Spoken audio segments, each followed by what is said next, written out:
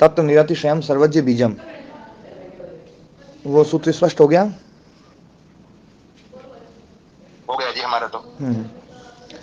हाँ दयाराम जी? जी महाराज स्पष्ट हो गया। जो उसका जो उसमें जो बीज शब्द है वो भी स्पष्ट हो गया? जी महाराज। सर्वज्ञ शब्द सर्वज्ञता का ज्ञापक है, ये भी स्पष्ट हो गया? जी महाराज जी, कल जो भी चर्चा हुई थी है, कल जो भी चर्चा हुई थी। हाँ सर्वज्ञता का, हाँ सर्वज्ञ शब्द सर्वज्ञता का वहां पर मापक है, ज्ञापक है, और सर्वज्ञता का बीज सर्वज्ञता का हेतु, क्योंकि सर्वज्ञ का हेतु नहीं हो सकता है कोई। सर्वज्ञ शब्द जो ना वो उस ईश्वर तत्व को ही कहेगा सर्वज्ञ शब्द, तो वो तो निरहेतु है। हेतु माने उदाहरण? हाँ हेतु मत नहीं, हेतु मतलब उदाहरण नहीं, हेतु मतलब तो उसका है ना, जो ना मापक ज्ञापक, उसका हेतु, उसका निमित्त। हाँ हेतु मतलब निमित्त शब्द, निमित्त अर्थ में है यहाँ पर। तो सर्वज्ञ शब्द यहाँ पर सर्वज्ञता का के अर्थ में है कि सर्वज्ञता का हेतु, उस सर्वज्ञ में जो सर्वज्ञता है, उस सर्वज्ञता का हेतु, उसका बीज क्या है। तो अनुमान प्रमाण में एक हेतु होता है, अनुमान प्रमाण में एक निमित्त होता है कि आपने किस निमित्त से, किस हेतु से आपने जो है ना ये अर्थ निकाला कि वो सर्वज्ञ है। क्योंकि अनुमान प्रमाण में वही चीज निकाली जाती है जो प्रत्यक्ष नहीं है। अग्नि प्रत्यक्ष नहीं है, तो वो अग्नि को आप कैसे बोल रहे हैं कि अग्नि है? तो बोले उसका निमित्त है वहां पर धुआं, हेतु। तो जो हेतु है वो यहाँ पर है ना, अल्पता और बहुता। अल्पता और बहुता यही हेतु है। तो वो अल्पता और बहुता, इसका मतलब है कि वहां पर निरतिशयता भी है, क्योंकि जो चीज अल्प और बहु है, एक से बढ़कर एक है, तो निश्चित बात है कि एक ऐसी अवस्था आएगी जहां पर निरतिशयता आई जाएगी। एक बात स्पष्ट है कि ये शास्त्र ईश्वर तत्व में, ज्ञान में निरतिशयता मानता है। ज्ञान के साथ साथ उसके सामर्थ्य में, उसके परिमाण में, शक्ति में, हर प्रकार में उसको निरतिशय मानता है ये शास्त्र। ये तो स्पष्ट हो गया होगा? हाँ जी। हाँ प्रदीप व्यास जी? स्वामी जी स्पष्ट हो गया। हाँ जी, मतलब इसमें जो है ना ऐसी कोई गुंजाइश नहीं है किसी भी कालखंड में कि इसमें कुछ जोड़ा जा सके, क्योंकि न्यूनता नहीं है, थोड़ी भी न्यूनता नहीं है, किसी भी कालखंड में न्यूनता नहीं रही, वो एक रस है। तो ये जो चर्चा है गीता में भी इसी प्रकार की बात है ना, जो है भगवत तत्व को लेकर के जो भी, और प्राचीन शास्त्र सब यही मानते हैं कि भगवत तत्व जो है तीनों कालों में एक रस रहने वाला है। एक रस वही रह सकता है जो पूर्ण है। जो अपूर्ण है उसमें पूर्णता कभी आएगी, उसमें बढ़ोतरी होगी, लेकिन जो पूर्ण है उसमें जो है ना, जो है कुछ भी ना, जो है कुछ जुड़ नहीं सकता, जुड़ने की कोई संभावना नहीं है। जुड़ने की संभावना की कल्पना आते ही हम उसके पूर्णता पर, उसके पूर्णत्व पर हम प्रश्न चिन्ह खड़ा कर देते हैं। तो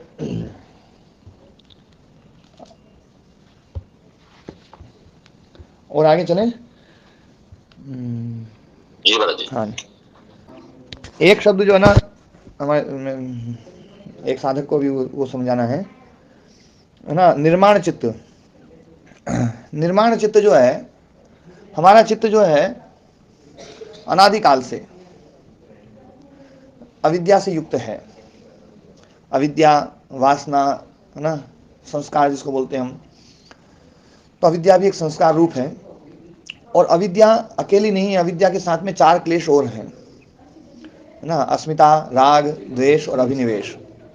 ये चार क्लेश के साथ में अविद्या। तो अविद्या इन सब की चारों की माँ है। वो है ना, जो है बाकी जो चार क्लेश हैं वो अविद्या से उत्पन्न हुए हैं, और ये सब अनादि हैं, और ये हमारे चित्त में है। लेकिन जब अविद्या नष्ट हो जाती है या दग्ध बीज हो जाती है, तो अविद्या के साथ में जो 4 क्लेश हैं वो भी दग्ध बीज होते हैं। राग भी समाप्त होगा, द्वेष भी समाप्त होगा, अभिनिवेश भी समाप्त होगा, है ना। तो और सबसे बड़ा क्लेश अस्मिता, वो भी समाप्त होगा इन चारों में। तो ये जब समझना खत्म होंगे, ये दग्ध बीज होंगे, तो हमारा जो चित्त है वो एक अलग प्रकार का चित्त हो जाएगा। वो क्लेश रहित चित्त होगा, क्लेश रहित चित्त। और वो जो चित्त है वो चित्त भोग की तरफ प्रवृत्त नहीं हो सकता है, क्योंकि भोग की तरफ प्रवृत्ति तब होगी जब अस्मिता क्लेश होगा। अस्मिता क्लेश नहीं है तो भोग की तरफ प्रवृत्ति नहीं होगी, और भोग की तरफ प्रवृत्ति नहीं होगी तो ये जो चित्त है वो का वही, लेकिन इसमें अब जो है ना निर्मलता आ गई है, शुद्धता आ गई है, तो हम उसको शुद्ध चित्त बोलते हैं। उसी लिए, उसी भाव को कहने के लिए इस शास्त्र में निर्माण चित्त शब्द का प्रयोग हुआ है। निर्माण चित्त का मतलब है कि कोई नया चित्त नहीं बन गया है, वो ही चित्त अलग ढंग का हो गया है, बिल्कुल शुद्ध हो गया है, मल रहित हो गया, निर्मल हो गया है ना। तो ये निर्माण चित्त है, विवेक ख्याति से लेकर के और जो है जब तक मुक्ति नहीं होती है उस बीच के कालखंड का जो चित्त है वो निर्माण चित्त है, जो हमारे ऋषियों का हुआ करता था, जो हमारे योगियों का हुआ करता था, वो निर्माण चित्त है। जी इस पर महाराज बहुत शंका जी। तो अपना जो सूत्र चल रहा था दृष्टा दृषि मात्रा शुद्धो भी प्रत्ययानुपश्य, वो सूत्र अपना पूरा हो गया था। वो दृषि मात्र है, ज्ञान मात्र है, शुद्ध होने पर भी प्रत्ययानुपश्य है, वो बुद्धि का प्रतिसंवेदी है। बुद्धि रूपी दर्पण में वो प्रतिबिंबित हो रहा है, और जो प्रतिबिंबित हो रहा है वही प्रतिसंवेदी पुरुष है, और वो पुरुष प्रत्यानुपश्य पुरुष है। और वही पुरुष जो है अहंकार युक्त पुरुष उसको बोलते हैं, संघातात्मक पुरुष उसको बोलते हैं, वृत्ति सारूप्य पुरुष उसको बोल सकते हैं। उसको अलग अलग रूप नाम यहाँ पर दिए गए हैं। और वो जो पुरुष है वही पुरुष जो ना भोग और अपवर्ग का हेतु है, भोग और अपवर्ग उसी पुरुष के लिए है जो पुरुष बुद्धि का प्रतिसंवेदी है। तो वो प्रत्यानुपश्य है। एक बात देखो दयाराम जी, सूत्र को खोलो, 20वें सूत्र को, है ना। दृष्टा दृषि मात्रा शुद्ध अपि प्रत्यानुपश्य। देखो इसमें दृष्टा दृषि मात्रा शुद्ध, दृष्टा जो है वो दृषि मात्र है, ज्ञान मात्र, दृषि मात्र मतलब ज्ञान मात्र, शुद्ध बिल्कुल शुद्ध है, बिल्कुल शुद्ध, कोई मल नहीं है। शुद्ध का मतलब होता है विजातीय तत्व से रहित, विजातीय तत्वों से रहित, मतलब वो बिल्कुल प्योर है। सोना प्योर कौन सा होता है? जिसमें केवल सोना हो, केवल सोना हो वही तो शुद्ध है। तो आत्मा, शुद्ध आत्म तत्व कौन सा होगा? जो केवल आत्मा हो और कुछ ना हो, जो केवली भूत हो, वो है शुद्ध।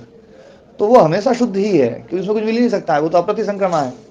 अप्रतिसंक्रमा है तो उसमें तो कुछ नहीं मिल सकता, तो इसलिए उसको हमेशा शुद्ध कहा जाता है। उसके जो स्वरूप की चर्चा आती है कि उसका स्वरूप कैसा है, तो बोले अपरिणामी है ना, अप्रतिसंक्रांत है, दर्शित विषय है, शुद्ध है और अनंत है, ये बात हमेशा बोलते हैं। तो वो शुद्ध है। हाँ जी अप्रतिसंक्रमा कुछ नहीं मिल सकता।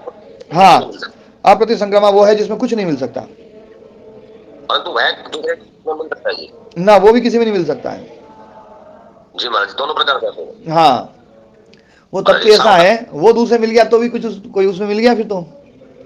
जी महाराज जी, है ना महाराज जी। आप क्या तो आवाज, मैं जैसे बोल रहा हूँ मेरी आवाज दूसरे की, आपकी आवाज जब आप पूछते होंगे तब गड़बड़ हो रही होगी है। देखो इसमें क्या है ना, जो है इसमें शंकराचार्य जी और दयानंद जी का नाम न लेकर के इसमें नाम लिया जाए सांख्य योग और वेदांत।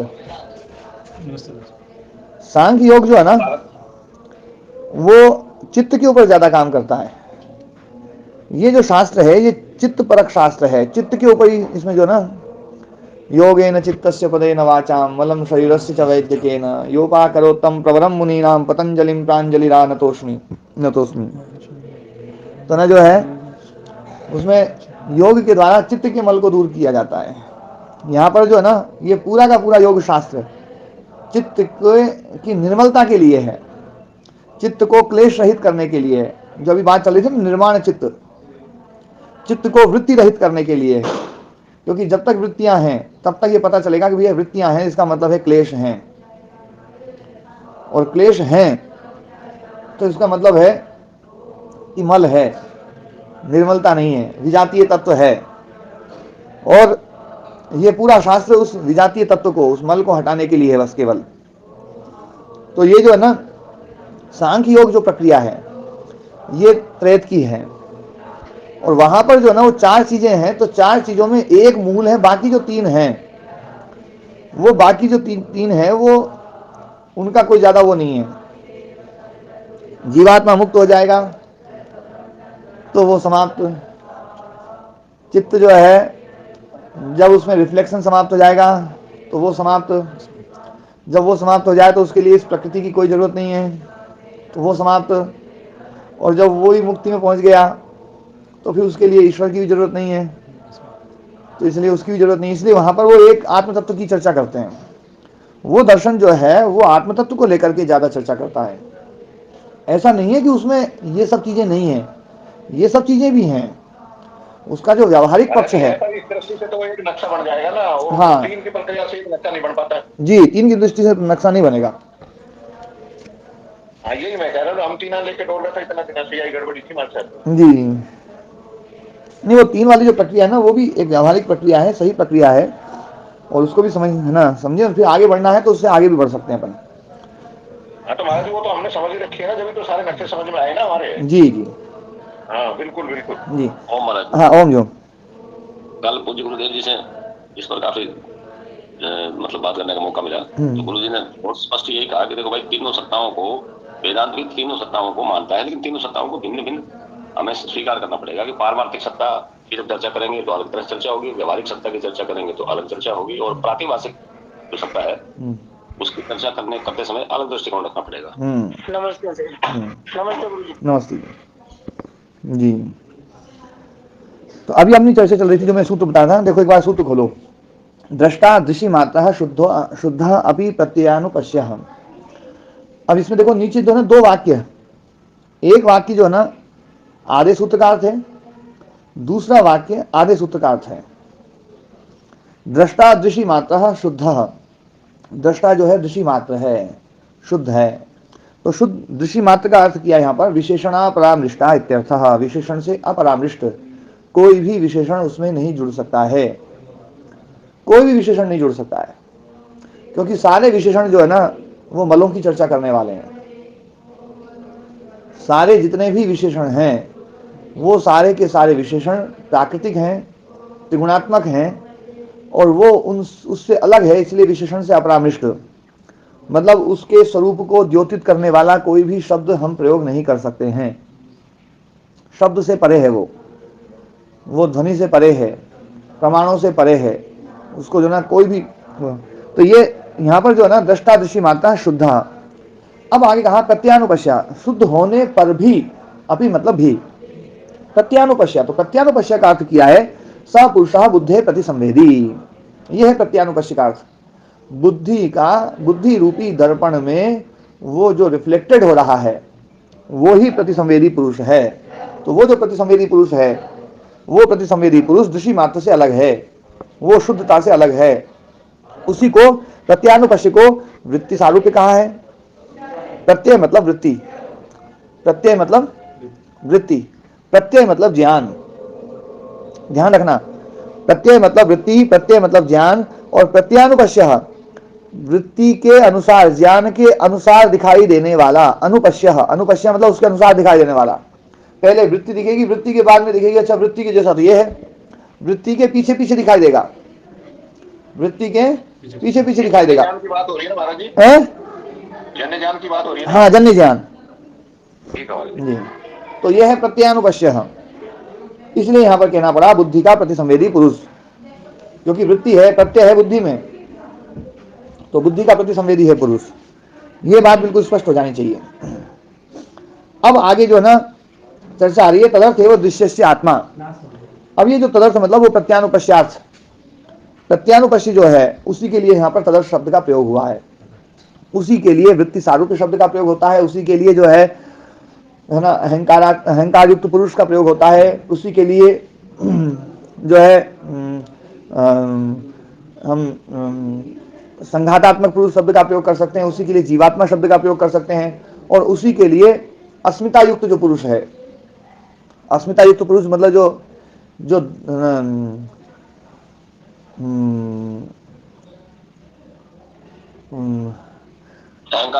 अहंकार युक्त जो है ना, अस्मिता क्लेश जो है, दृक् दर्शन शक्ति और एकात्मता अस्मिता, दृक् शक्ति और दर्शन शक्ति की जो एकात्मता है वो अस्मिता। तो अस्मिता युक्त पुरुष मतलब जो एकात्मता युक्त है, बुद्धि और पुरुष जो एक दिखाई दे रहा है, अलग अलग नहीं दिखाई दे रहा है, वो प्रत्यानुपश्य है। तो उसके लिए तदर्थ एवं दृश्यस्य आत्मा, दृश्यस्य आत्मा, आत्मा शब्द स्वरूप, आत्मा का अर्थ यहाँ पर स्वरूप, दृश्यस्य, दृश्य मतलब ये जड़ जगत, जड़ जगत का जो स्वरूप है, दृश्यस्य आत्मा, दृश्य का जो स्वरूप है। आत्मा शब्द का अर्थ क्या है जयराम जी? स्वरूप। हाँ, लिख लो भले इसको, आत्मा मतलब स्वरूप। वैसे जो है ना महर्षि व्यास जी ने बिल्कुल बता ही रखा है, दृश्यस्य आत्मा स्वरूपम भवति इत्यर्थः, दृश्यस्य आत्मा स्वरूपम भवति इत्यर्थः, स्वरूप हो जाता है, ये अर्थ है। ठीक है ना? जी महाराज। तो दृश्यस्य आत्मा, दृश्यस्य स्वरूपम, दृश्य का स्वरूप क्या है तदर्थ है, उसके लिए ये, यदि वो है तो दृश्य है, वो ना हो तो दृश्य नहीं होगा। दृश्य का स्वरूप उसी के लिए, किसके लिए? जो प्रत्यानुपश्य पुरुष है, जो प्रतिसंवेदी पुरुष है, जो संघातात्मक पुरुष है, जो वृत्ति सारूपी पुरुष है, जो एकात्मता वाला पुरुष है, जो अविवेक अवस्था में जो पुरुष है, अविवेक अवस्था जब बुद्धि की होती है, उस अवस्था में जो पुरुष दिखाई दे रहा है वो पुरुष, उस पुरुष के लिए ही दृश्य का स्वरूप है। इसकी व्याख्या बढ़िया तरीके से समझ ली जाए, क्योंकि इसकी व्याख्या को लोग घुमा देते हैं कि ये प्रकृति तो उस पुरुष के लिए है। महाराज यहाँ पर पुरुष शब्द शुद्ध चैतन्य के लिए या स्वामी दयानंद जी की भाषा में ईश्वर के लिए प्रयोग करते हैं, तो वहां समस्या होती है। देखो ईश्वर के लिए तो ये दृश्य कोई जरूरत नहीं है। जी जी महाराज। हाँ, इस दृश्य के लिए ईश्वर हो सकता है, ईश्वर के लिए दृश्य नहीं है, ये बात बिल्कुल स्पष्ट हो जानी चाहिए।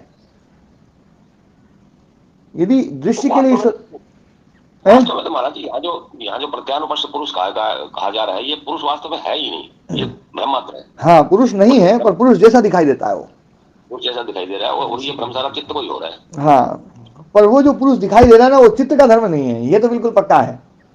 जी महाराज। मणि में लाल रंग दिखाई दे रहा है, वो लाल रंग ठीक है नकली, क्योंकि असली नहीं है, है ना? वो आत्मा का ही है वो आत्म तत्व का, लेकिन वो आत्म तत्व का भी नहीं है, क्योंकि आत्म तत्व का तो आत्म तत्व में रहेगा ना, इसमें मणि में क्या करेगा वो?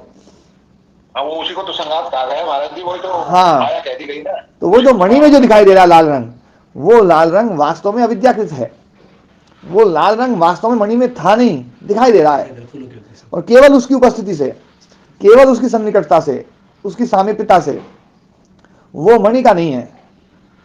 लेकिन वो मणि में जो है वो आत्मा का भी नहीं है। आत्मा का जो रंग है वो तो फूल में है, वो तो फूल है ना, जो उसमें जो रंग है वो आत्मा का है, मणि में तो केवल वो प्रतिबिंबित हो रहा है। मेरी नाक जो है ना, वो मेरे जो चेहरे पे लगी ना, वही नाक है, जो शीशे में दिखाई दे रही ना वो नाक वास्तव में नाक नहीं है, क्योंकि मेरे पास एक ही नाक है। अब 2 शीशे हो जाए तो 2 नाक हो जाएगी, 3 हो जाए तो 3, और 4 हो जाए 4। महाराज ये बात बार बार स्पष्ट नहीं होती कि यहाँ देखने वाला कौन है। शीशे में तो एक कोई तीसरा अस्तित्व है जो देख रहा है, देखो, परंतु जो आत्मा और चित्त के मामले में तो यानी प्रत्यानुपश्य जो पुरुष है, प्रत्यानुपश्य पुरुष समझ में ही नहीं आता महाराज जी, खूब जोर लगा लिया। देखो, इस बात के लिए आपको 2 शीशे रखने पड़ेंगे जी, इसके लिए आपको 2 शीशे रखने पड़ेंगे, यदि आपको स्वयं देखना है तो। बाकी जो है ना, दूसरा कोई भी देखेगा, शास्त्रकार जो देख रहे हैं, शास्त्रकार ये बता रहे हैं, मैं आपको देख करके जो बता रहा हूं, आप जिसको अपनी आत्मा मानते हो, मैं ये बता सकता हूं कि ये आत्मा नहीं है, आत्मा का प्रतिसंवेदी है, बस है ना, बुद्धि का प्रतिसंवेदी है, वो आत्मा नहीं है, वास्तव में वृत्ति सारूप्य है वो, है ना। तो बताने वाला तो मैं हूं, बताने वाले महर्षि पतंजलि ऋषि हैं, बताने वाले शास्त्र हैं, वो तीसरे हैं, वो अलग हैं। ठीक है ना। लेकिन एक बात समझने की है कि आप भी अपने आप को शास्त्रों की जगह पर खड़ा करके देख सकते हो, ये सामर्थ्य आप में है। वो जो शीशे वाला जो पुरुष है ना, उसमें वो सामर्थ्य नहीं है।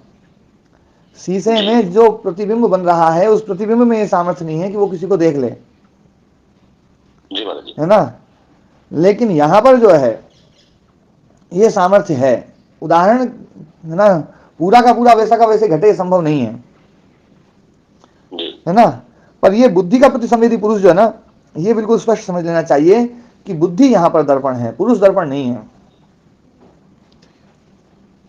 ये बात है ना, जो है ना गुरुजी ने, महाराज जी, बुद्धि दर्पण है और शुद्ध पुरुष का क्या उसमें प्रतिबिंब आ रहा है, लेकिन उस प्रतिबिंब को देख कौन रहा है? बुद्धि ही देख रही है, और यहाँ आकर सब्जी गोल गोल घूम जाती है बुद्धि हमारी, तो है ना। ओम गुरु जी। इसमें ऐसा समझो, एक मिनट देवदत्त जी, इसमें ऐसा समझो कि बुद्धि जो है वो मणि है, और उस मणि में जैसे ही लाल कलर आ जाए, वैसे ही मणि में जो है ना देखने का सामर्थ्य आ जाएगा। क्योंकि लाल कलर जो है ना वो चेतनता का प्रतीक है। अभी मैं लाल कलर की जगह पर चेतनता को रख रहा हूं। देखो, एक है फूल या फूलों का एक मतलब जो ना समूह, या फूलों की डलिया पूरी, या फिर आप एक लाल कपड़ा देख लीजिए, लाल कपड़ा, पूरा लाल कपड़ा बिछा हुआ है, और उस पर आपने मणि रख दी, और मणि में जो ना वो लाल कलर आ रहा है। उस उदाहरण से, इस उदाहरण को हम जो है ना पक्ष से उदाहरण को जोड़ रहे हैं। तो मणि के स्थान पर है ना, चित्त के स्थान पर यहाँ कौन है? चित्त के स्थान पर मणि है। आत्मा के स्थान पर? आत्मा के स्थान पर पुष्प या कपड़ा है। कपड़ा या पुष्प, है ना। और लाल रंग किसके स्थान पर है? कपड़ा में ही है महाराज जी। यहाँ बुद्धि घूम जाती है आके। अच्छा, एक बात बताओ, उस मणि में कपड़ा घुसेगा या केवल लाल रंग घुसेगा? कोई सुनी ना घुसे, बस दिखे वो। तो दिखेगा तो लाल रंग दिखेगा या उसमें कपड़ा दिखेगा? लाल रंग दिखा महाराज जी। लाल रंग दिखेगा। ध्यान देने वाली बात है। लाल रंग चेतनता है। हाँ, राहुल जी ने बिल्कुल सही बात बोली है। लाल रंग यहाँ पर चेतनता का प्रतीक है। जो उदाहरण हम घटित कर रहे हैं, उस उदाहरण में आत्मा की जगह पर कपड़ा है, और लाल रंग जो है ना वो चेतनता की जगह पर है। लेकिन महाराज जी, चेतनता को तो चैतन्य से कुछ माना नहीं जाता। देखो क्या है, इधर सुनो। तो जो धर्म से होता नहीं। हाँ, धर्म धर्मी से भिन्न नहीं होता है, लेकिन जो रिफ्लेक्टेड होता है ना, वो धर्मी नहीं होता है, केवल धर्म ही होता है। ये आप है ना, मैं और ये धर्म कितना है महाराज जी? ये मतलब जो ना, इसको तो बिल्कुल स्पष्ट रूप से कर सकता हूं कि शीशे में घड़े का जो धर्म है ना वो रिफ्लेक्ट हो रहा है। घड़ा उसमें नहीं घुसा है कि घड़ा घुस गया उसमें? जी नहीं महाराज, जिसका रूप मात्र रूप जो उसका जो धर्म है केवल वो रिफ्लेक्ट हो रहा है। हाँ, धर्म ही रिफ्लेक्ट हो रहा है बस केवल।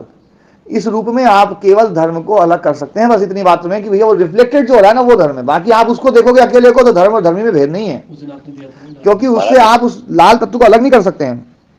महाराज जी, कल पूज्य गुरुदेव जी से इस बारे में जब काफी देर तक अवसर मिला तो उन्होंने अंत में एक महावाक्य कहा। उन्होंने कहा जी, इस स्थिति को आप तर्क बुद्धि से नहीं समझ सकते, शांत बुद्धि होकर और प्रयास कीजिए। उन्होंने ये कहा कि इसको तर्क से आप नहीं समझ सकते। नहीं, वो बात बिल्कुल सही है। देखो गुरुजी जो बात बोल रहे हैं वो बिल्कुल सही बोल रहे हैं, लेकिन तर्क की भी अपनी एक है ना जो ना क्षमता है, इसको भी गुरुजी मानते हैं। और मैं देखो आपको थोड़ा सा समझाने का प्रयास कर रहा हूँ कि धर्म और धर्मी बिल्कुल अलग अलग नहीं है। वो जो लाल कपड़ा है ना वो एक ही चीज है, लाल पुष्प जो है ना वो एक ही चीज है, उसमें से लाल अलग नहीं कर सकते हैं आप। लाल अलग करते ही वो पुष्प अलग हो जाएगा, कुछ और बदल जाएगा, कुछ और मिट जाएगा, है ना। धर्म और धर्मी, आत्मा में से चैतन्यता को आप अलग नहीं कर सकते हैं। लेकिन एक बात समझने की है कि जहां जो प्रतिबिंबित हो रहा है वो केवल चेतना प्रतिबिंबित हो रही है, वो केवल चेतना प्रतिबिंबित हो रही है। आत्म तत्व तो बिल्कुल पृथक है, वो उसमें अप्रतिसंक्रामण है, वो तो उसमें घुस ही नहीं सकता वो। समझिए बात। तो केवल धर्म प्रतिबिंबित हो रहा है। अब ये जो लाल रंग है ना, इस लाल रंग को हम चेतना की जगह पर रखें। अब चेतना जो है ना प्रतिबिंबित हो रही है, तो जो चेतना प्रतिबिंबित हो रही है वो चेतना जैसे ही प्रतिबिंबित होती है वैसे ही वो जो चित्त है ना वो अपने आप को चेतन मानता है। अब चेतन मान गया तो अब एक तीसरी चीज आ गई। जब तक प्रतिबिंबित नहीं हो रहा था तब तक चित्त अलग था, आत्मा अलग थी, आत्मा की चेतना जो ना वो लाल रंग वो अलग था। लेकिन जैसे ही रिफ्लेक्शन हुआ वैसे ही उस चित्त में जो जड़ चित्त था उस जड़ चित्त में एक चेतन तत्वता आ गई, चेतनता आ गई। और वो जो चेतनता आ गई वो चेतनता देखेगी कि देखो चित्त में ये रिफ्लेक्टेड है। माने महाराज जी, आत्मा का की चेतना प्रतिबिंबित होने के बाद चित्त में ये क्षमता आ रही है कि वो अपने आप वो मतलब चेतन जैसा बन रहा है। हाँ, चेतन जैसा बन रहा है और वो अपने आप को देखता है। उसी को हम संघातात्मक पुरुष बोलते हैं। दृष्टा है वही करता है, वही करता है, वही दृष्टा है, वही भोगता है, सब कुछ उसमें बहुत सामर्थ्य है उसमें, जी महाराज जी। है ना? ठीक है ना स्वामी जी? जी, ये चीज जब तक हमारे अनुभव में नहीं आई तब तक हमें पूरी समझ आ नहीं पाएगी ना। हाँ, समझ ऐसा नहीं आ पाएगी, बिल्कुल सही बात है। लेकिन फिर भी जो है ना कुछ कुछ हद तक तो प्रक्रियाएं जो है ना बताई हाँ जाती जी हैं। वो तो, हाँ जी वो तो आ रही है समझ में। जी, मतलब बाकी क्या है, देखो मैं है ना, मैं एक ऐसा वो हूँ कि मैं है ना जो है यूं कि जो प्रत्यक्ष होगा तब पता चलेगा, इस चीज को मैं हथियार के रूप में प्रयोग नहीं करता हूँ। हथियार के रूप में प्रयोग करने का मतलब, समझ रहे हैं स्वामी जी की वो फिर आप अपना पल्ला झाड़ सकते हो ना कि आपको खुद करना पड़ेगा। आपको हाँ, मैं पल्ला नहीं झाड़ सकता, समस्या यही है मेरे साथ। मैं जो समझा हूं ना वो समझा ही दूंगा मैं। हाँ, कोई समझने के लिए तैयार है, आग्रह को छोड़ने के लिए तैयार है, वो उसको मैं समझा ही दूंगा कि भैया देखो ये जो चीज है ना ये तो इस प्रकार की है। मैं ये महाराज जी बुद्धि से ये समझ में आता है, लेकिन फिर कोई ना कोई प्रश्न उठ जाता है बाद में। प्रश्न उठेगा तो उसका समाधान होगा। जी महाराज जी, ये बिल्कुल पक्का है। हाँ जी, ओम जी ओम। गुरु जी, बिंब प्रतिबिंब की कहाँ आवश्यकता पड़ती है? चित्त अलग है, आत्मा अलग है मानते हूँ, पर वो आत्मा तो आर पार है, उसके आर पार घुसती है वो तो। हाँ, तो फिर इसको बिंब और प्रतिबिंब क्यों कहते हैं? देखो आत्मा उसमें सर्वत्र है, सब जगह है, वो तो ना जो ना पर चित्त आत्मा नहीं है, वो तो मान गया मैं गुरु, है ना? वो आर पार तो है ना? चित्त आत्मा नहीं है, ये हमने को मानना पड़ेगा। ये मान लिया गुरु जी तो। है ना? चित्त आत्मा नहीं है, पहली बात। चित्त और है ना आत्मा बिल्कुल हर जगह पर, क्योंकि आत्मा के लिए स्थान की जरूरत नहीं ना, आत्मा को स्थान की आवश्यकता नहीं है, चित्त को स्थान की आवश्यकता है। आत्मा स्थान, मैं कह रहा हूँ हाँ, अब एक बात समझो, लेकिन एक जगह पर होते हुए भी चित्त अलग और आत्मा अलग है। दोनों में एक रूपता जो आएगी, वो जो दोनों में एक रूपता आएगी वो प्रतिबिंब के कारण से आएगी, रिफ्लेक्शन के कारण से आएगी। और वो जो रिफ्लेक्शन धर्म है वो चित्त का है, चित्त रिफ्लेक्ट करता है। आप जो है ना, जैसे कपड़ा है और कपड़े के ऊपर आप मणि को रखते हैं, तो मणि की, नहीं एक बात समझो, मणि की एक क्षमता है कि मणि कपड़े के धर्म को अपने अंदर समेटने की क्षमता रखती है। यदि उसके ऊपर पत्थर को रखोगे तो पत्थर नहीं समेटेगा, मिट्टी का डला नहीं समेटेगा। लेकिन वो चित्त का धर्म है, वो चित्त का धर्म है कि चित्त उससे रिफ्लेक्टेड हो जाता है। और उस रिफ्लेक्टेड, वो नहीं कह रहा हूँ गुरु जी, मैं तो ये कह रहा हूँ नहीं, वो बात आप जो बोल रहे हो ना, आप जो बोल रहे हो बिल्कुल यथार्थ है, मैं उसको समझ रहा हूँ। आप ये बोल रहे हो कि रिफ्लेक्शन की जरूरत नहीं जब उसमें है ही वो पहले से, है ना? पर मैं ये कह रहा हूं कि उसमें होने मात्र से वो नहीं होगा, रिफ्लेक्टेड होने से ही होगा।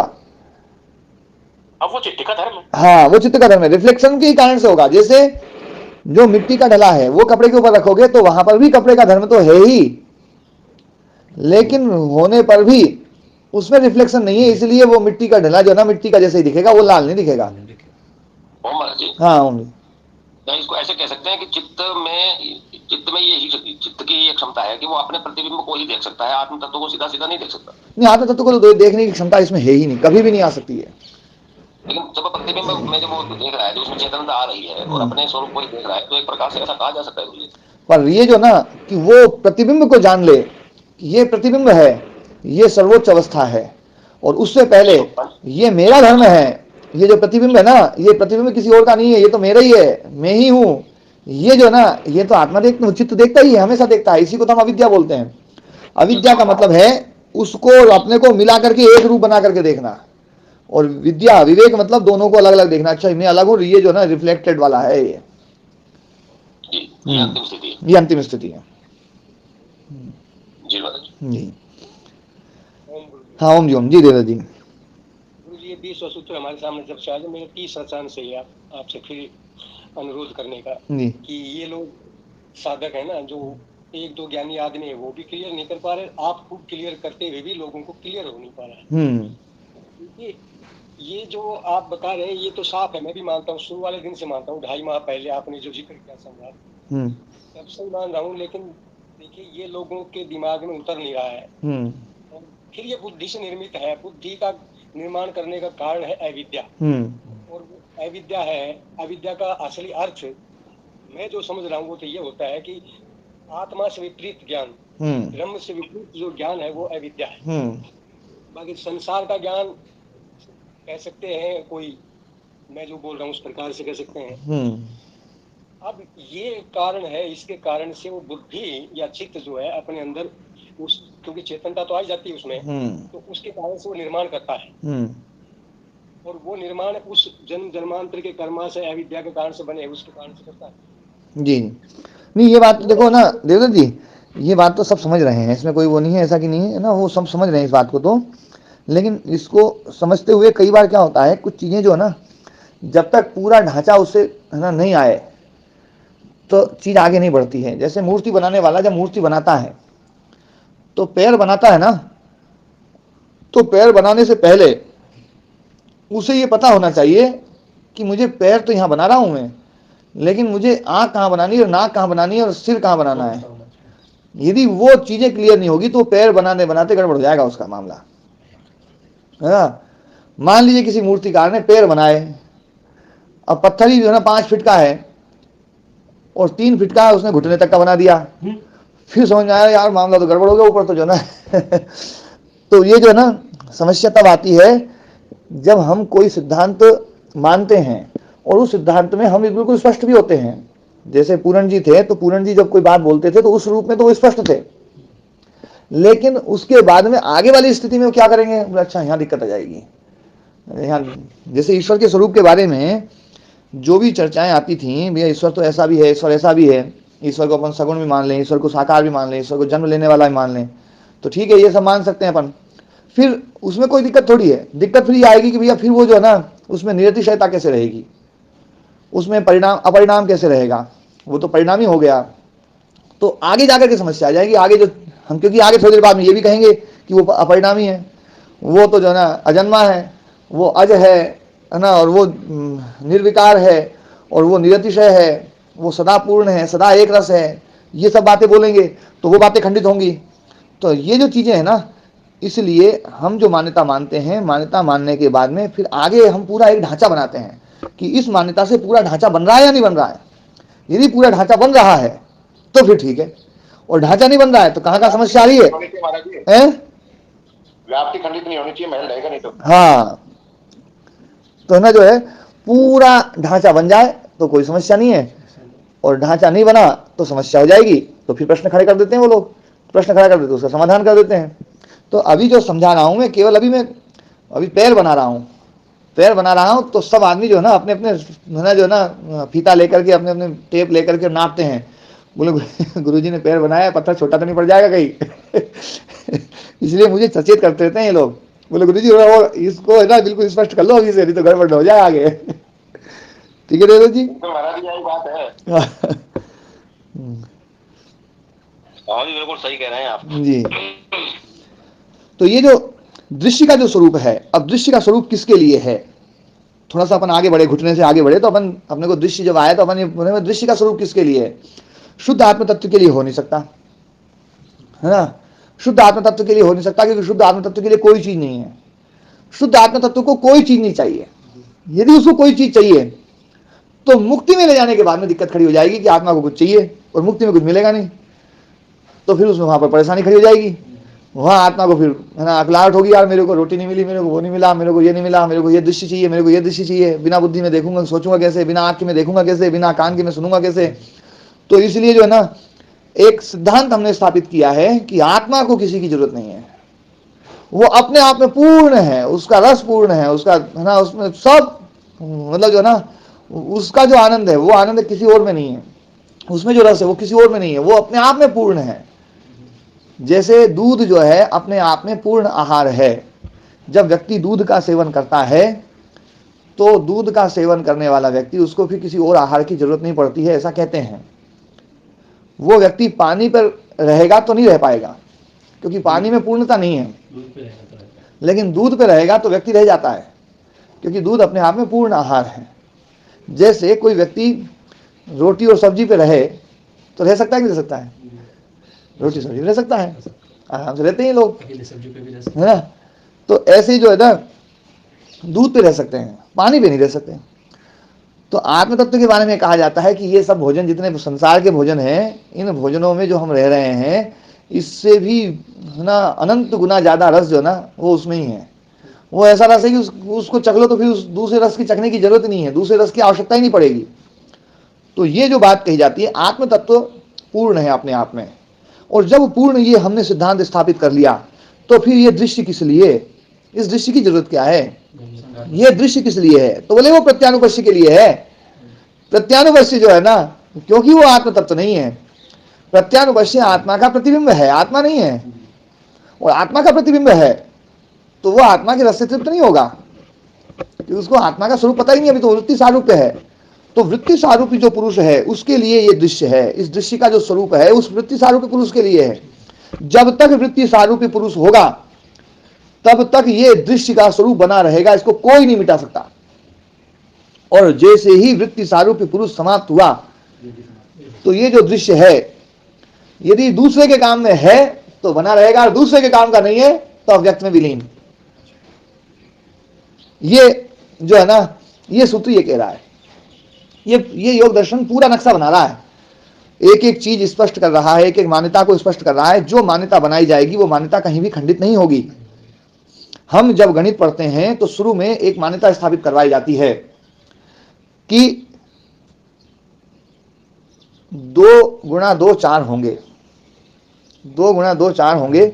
एक सिद्धांत बनाया हमने, वो सिद्धांत जो ना पूरा कोई व्यक्ति उसमें गणित में पीएचडी कर ले तो भी वो सिद्धांत एक बार भी खंडित नहीं होगा। यदि एक बार भी खंडित हो जाए तो पढ़ने वाले को अपना ज्ञान रोकना पड़ेगा, बोले यार ये तो गड़बड़ हो गया, इस सिद्धांत से मैं शुरू से पढ़ते हुए आया था, और वापस वहीं से पढ़ो। जैसे एक पीएचडी लिखने वाले बहुत विदेशी विद्वान थे, वो हमारे गुरुजी के पास में आए और उन्होंने पीएचडी थीसिस लिखी थी अपनी, और वो ना पीएचडी कर रहे थे, और मतलब वो बस होने ही वाला था सब कुछ काम।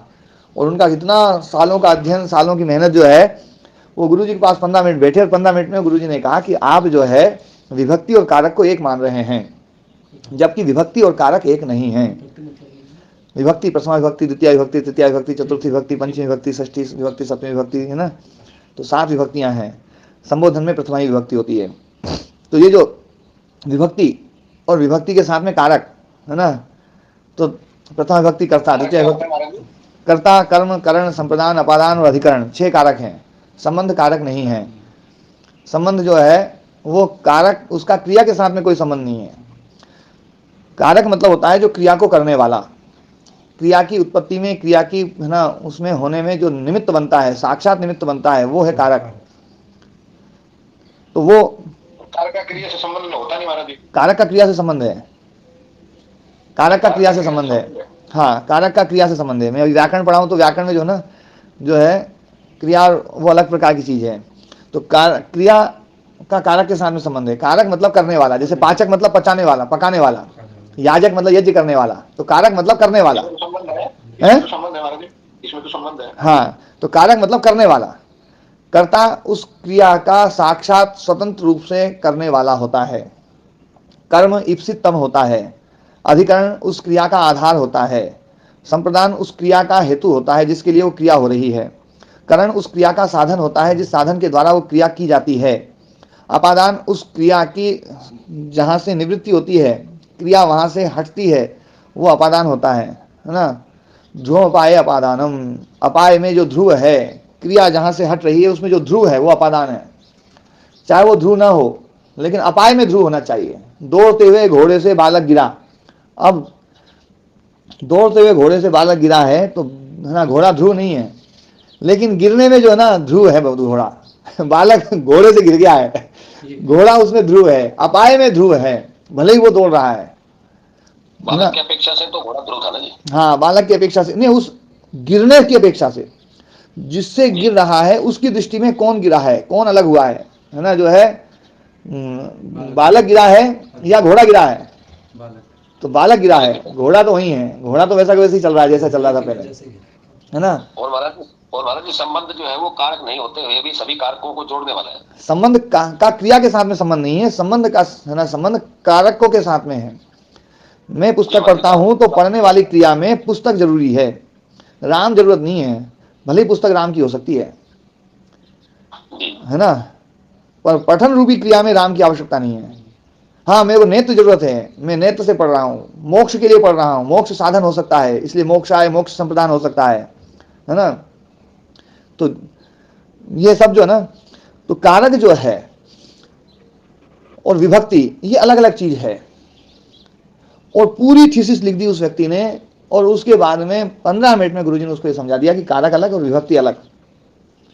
अब क्या वो 15 मिनट में जो समझी हुई चीज है, तो क्या वो उस थीसिस के अंत में ये लिख दे कि भैया ये सिद्धांत जो है ना, या फिर उसने उस सिद्धांत को मान करके जो पूरी थीसिस लिखी है वो पूरी की पूरी थीसिस हटेगी और नई थीसिस लिखी जाएगी? हटेगी महाराज जी, नहीं लिखनी पड़ेगी, पूरी हटानी पड़ेगी। क्योंकि जो सिद्धांत हमने बनाया है वो सिद्धांत शुरू से लेकर के अंतिम तक चलना चाहिए।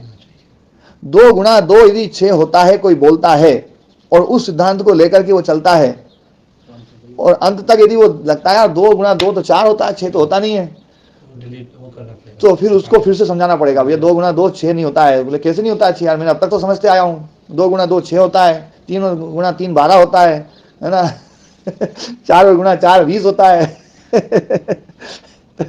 तो उसको समझाएंगे, जब समझाएंगे तो फिर उसके सारे सवाल वो सही करेगा।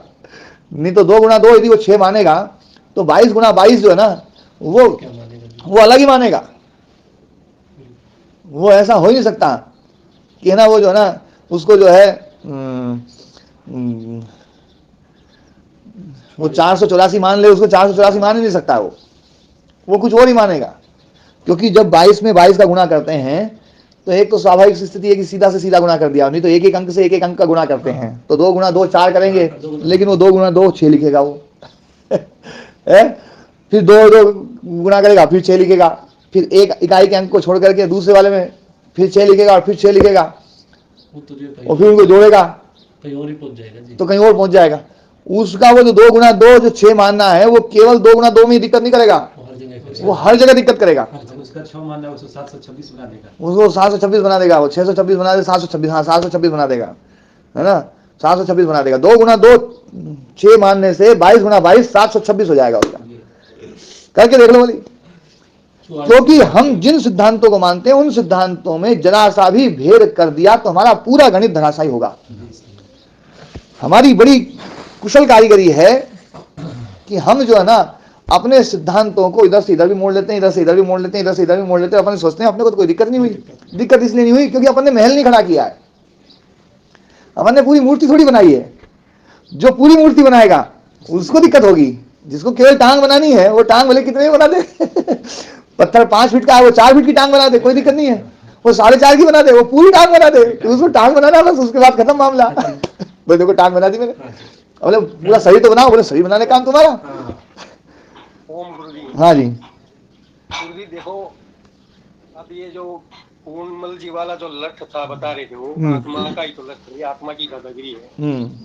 ये बात लेकर के वो आखिरी अंतर्धान हो गए। अभी तक ये उनका स्पष्ट नहीं हुआ। और मैं सोचता हूँ ये दादागिरी लक्ष्य आत्मा का ये लोगों के दिमाग में बार बार घूमता। हालांकि मैं तो विद्वान नहीं हूँ, संस्कृत का कुछ 7वीं क्लास में पढ़ा है, लेकिन जो विद्वान है वही चकरा रहे इस बात में। नहीं चकरा तो देखो क्या है देवदत्त जी, क्या है कुछ इसमें समस्या ये है, लोगों से भी सुना है, गुरुओं से भी सुना है, तो वो इस बात से ही वो फिर उलझ जाते हैं कि नई चीज चौथी चीज बन रही है, इसका क्या मामला है, वो उलझ रहते हैं। देखो देवदत्त जी समस्या ये है कि हम ये मानते हैं कि आत्मा की दादागिरी है, शास्त्र उसको मना करता है, लेकिन अब तक हम सुनते आए हैं, अब तक हमने जो सुना उनको प्रमाण भी माना, वो प्रामाणिक ग्रंथ माने हमने, या जो बताने वाले आचार्य थे वो प्रामाणिक आचार्य माने। और ये आचार्य मान रहे हैं जब ये बात बोलते हैं तो या तो ये खंडित हमें गलत लगेंगे या वो हमें गलत लगेंगे। तो इसलिए ऐसी स्थिति में क्या होता है थोड़ी देर के लिए मैं इस आचार्य को एक तरफ करता हूँ और उन जो आचार्य जिनको प्रामाणिक मानते हैं उन्हीं आचार्यों की चर्चा करता हूँ कि भैया वो क्या मानते हैं, क्या आत्मा को परिणामी मानते हैं या अपरिणामी मानते हैं। बोले मानते तो वो भी अपरिणामी है। जब अपरिणामी है तो दादागिरी हो ही नहीं सकती है, उसमें क्रिया ही नहीं है, परिणाम ही नहीं है। दादागिरी में तो क्रिया चाहिए। या तो मूर्ति बनाओ, चलो इसके इनके हिसाब से मत बनाओ, अपने हिसाब से बनाओ, अपने हिसाब से बनाओ तो पूरी तो बनाओ, पूरी बननी चाहिए, है ना। तो इसलिए जो ना उनको भी मानना पड़ता है।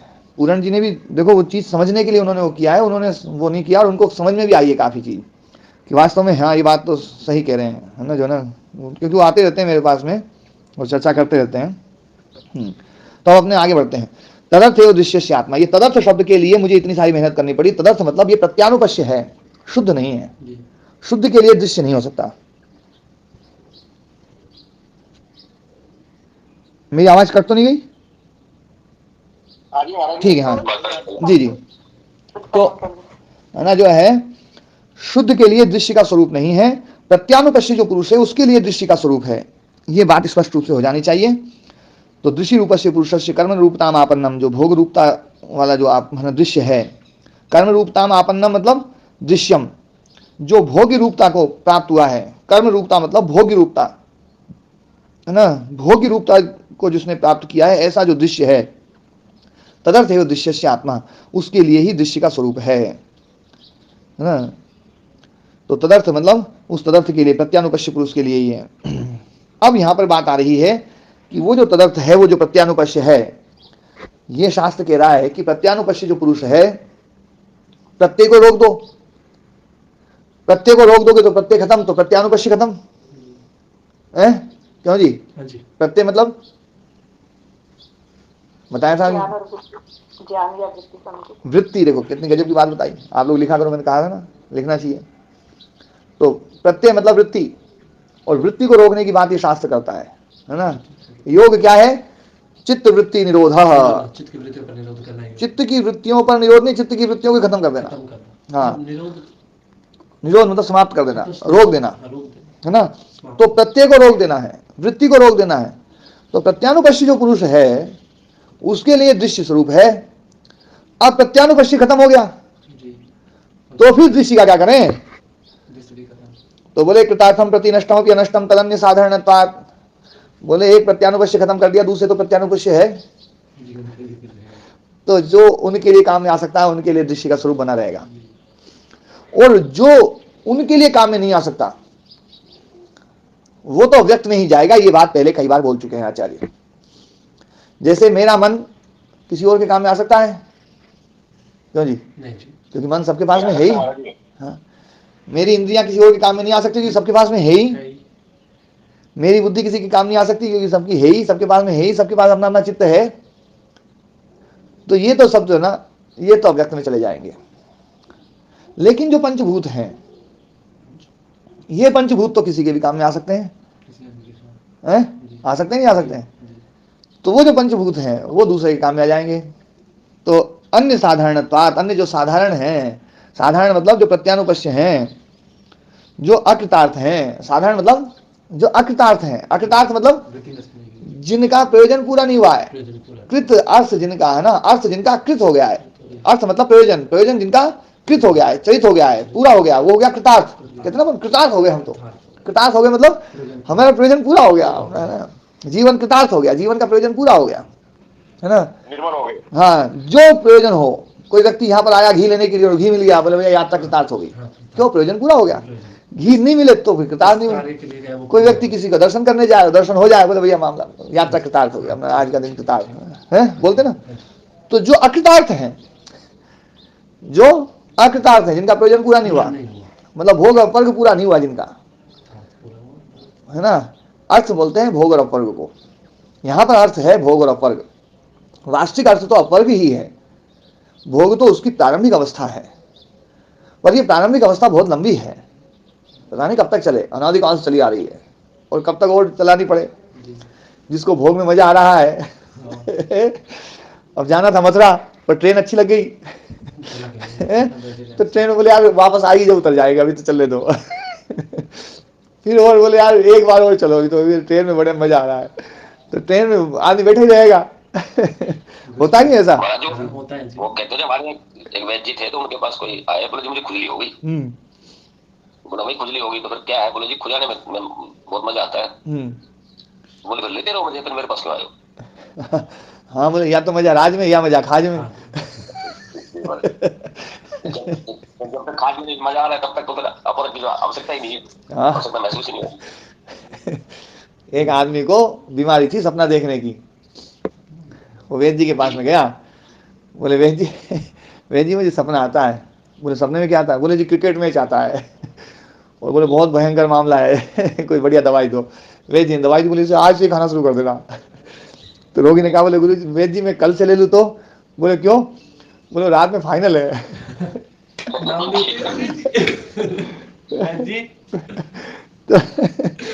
तो अभी कई जो ना फाइनल देखने के चक्कर में है।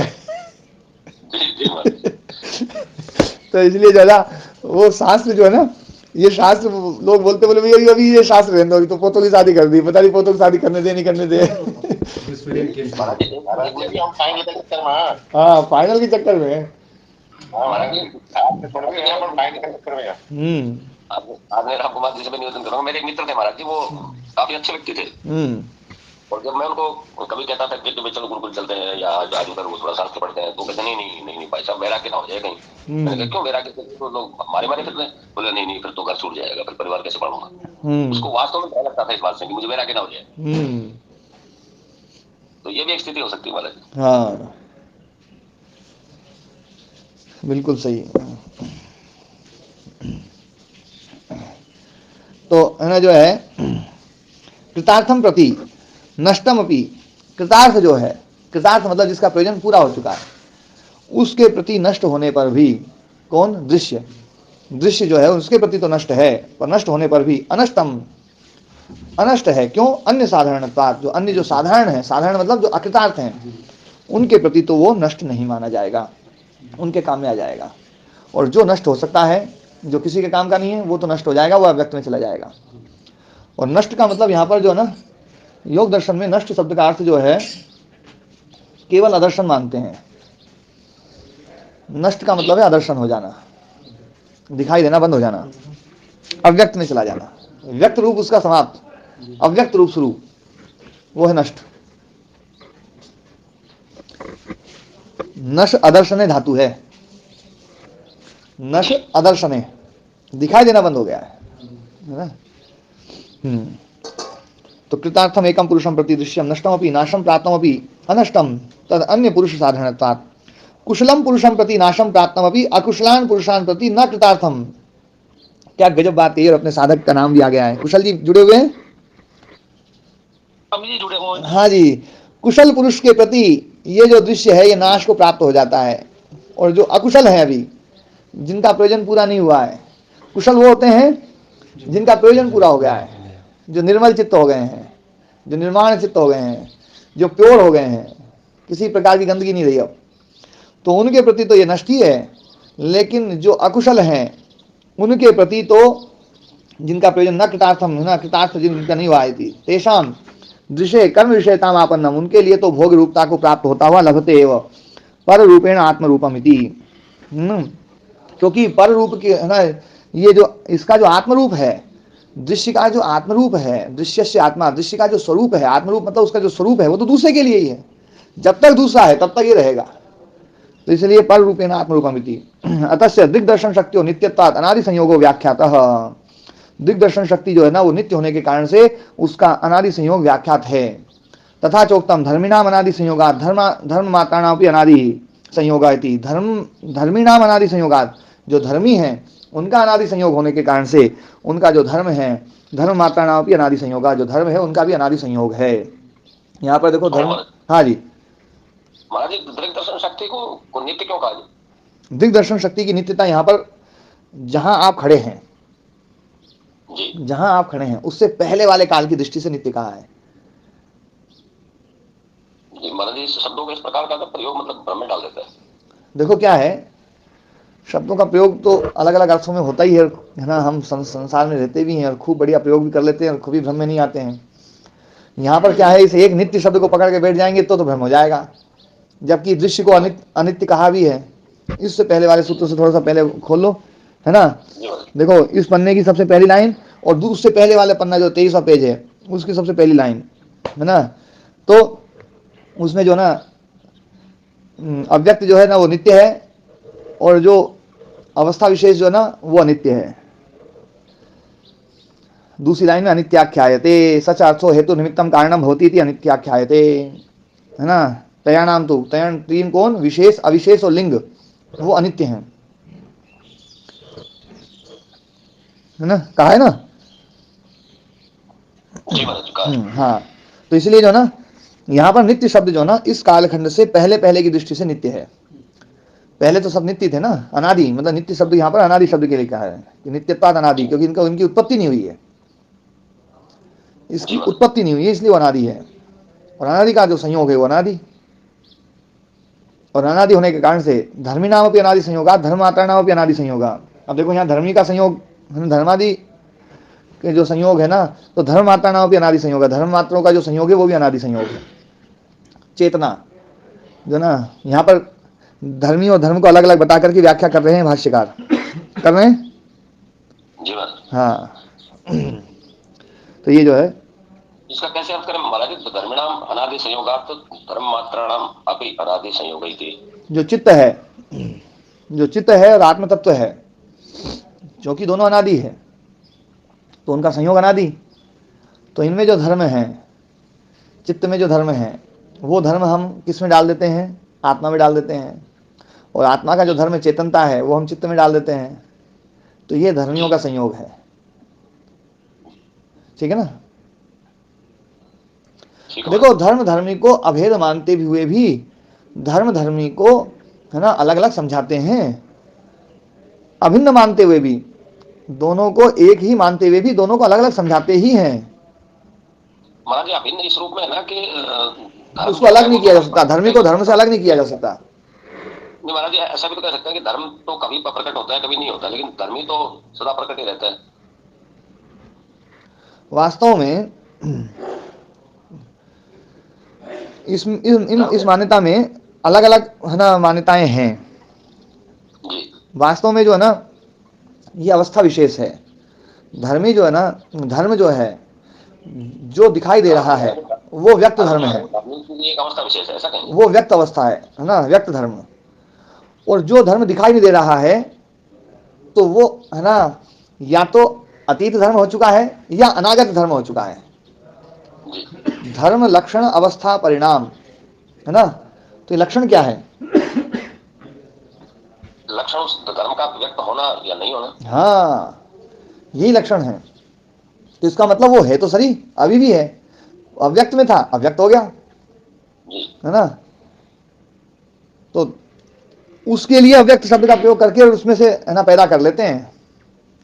लेकिन जिसके लिए, है ना, जो है ना अलिंग में जो अव्यक्त शब्द है ना, जो जहां पर अव्यक्त हो जाए वहां से कोई पैदा नहीं हो सकता। हाँ, स्वस्वामी शक्ति हो स्वरूप उपलब्धि हेतु संयोग। स्वशक्ति और स्वामी शक्ति के स्वरूप की उपलब्धि का हेतु जो है ना वो संयोग है। संयोग को हम बहुत गलत मानते हैं। संयोग जो है दुख का हेतु है। ध्यान देने वाली बात है, ये बात मैंने पहले भी कही थी कि संयोग दुख का हेतु भी है और संयोग स्वरूप की उपलब्धि का भी हेतु है। अविद्या के कारण से संयोग उत्पन्न होता है, संयोग के कारण से स्वरूप की उपलब्धि होती है। दुख तो होता ही है, उपलब्धि होने से फिर मुक्ति होती है, और स्वरूप की उपलब्धि हो जाए तो वो मुक्ति है। तो संयोग जो है वो बंधन का कारण तो है, लेकिन वास्तव में संयोग मुक्ति का भी कारण है। ये समझ में नहीं आई बात तो इसको कल पूछना, कल समझा दूंगा मैं। आज समय के लिए हो गया है ना, 7:38 हो गया ना। आज पाठ को ही विराम देते हैं।